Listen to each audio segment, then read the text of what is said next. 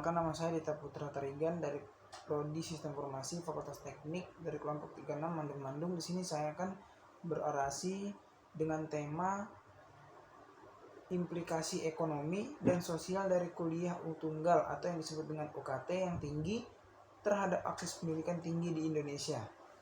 Ya, jadi UKT merupakan sistem biaya kuliah yang diterapkan di perguruan tinggi di Indonesia dengan tujuan menyederhanakan dan menetapkan biaya pendidikan secara lebih transparan. Namun, tingginya UKT dapat memiliki berbagai implikasi ekonomi dan sosial terhadap akses pendidikan tinggi. Jadi, ini ada beberapa dampak yang mungkin terjadi karena UKT yang tinggi.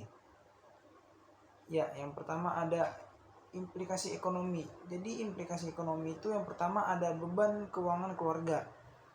Jadi keluarga yang berpenghasilan rendah itu bisa menjadi beban berat bagi keluarga penghasilan rendah yang mungkin harus mengorbankan kebutuhan dasar lainnya untuk membayar biaya pendidikan anak mereka.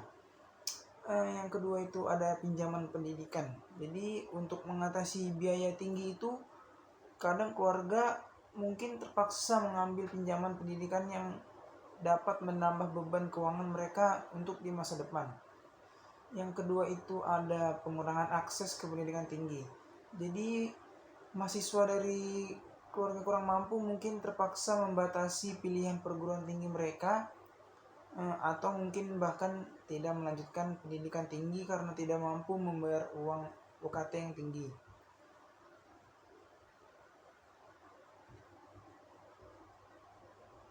Terus ada lagi implikasi sosial. Jadi implikasi sosial yang pertama kesetaraan sosial. Jadi pendidikan tinggi itu bisa menjadi lebih eksklusif hanya diakses.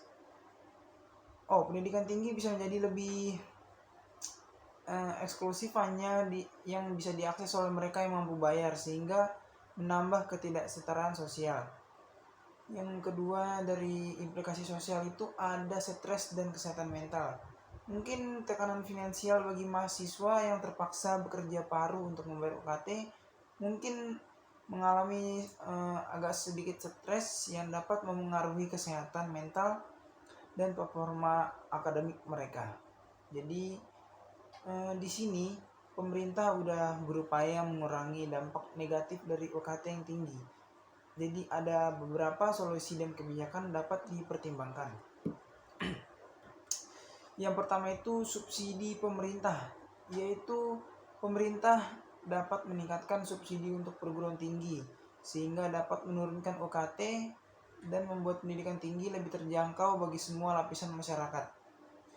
Yang kedua itu ada peningkatan program beasiswa. Jadi untuk memperluas program beasiswa khususnya untuk mahasiswa dari keluarga berpenghasilan rendah agar mereka memiliki kesempatan yang sama untuk melanjutkan pendidikan tinggi.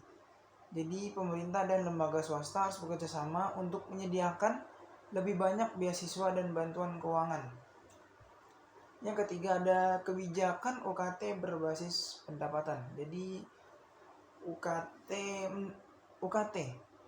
menerapkan sistem UKT berjenjang berdasarkan pendapatan keluarga. Jadi sehingga mahasiswa dari keluarga kurang mampu membayar lebih rendah dibandingkan yang mampu. Ini akan memastikan bahwa semua mahasiswa memiliki kesempatan yang sama untuk mengakses pendidikan tinggi tanpa terbebani oleh biaya yang tidak terjangkau.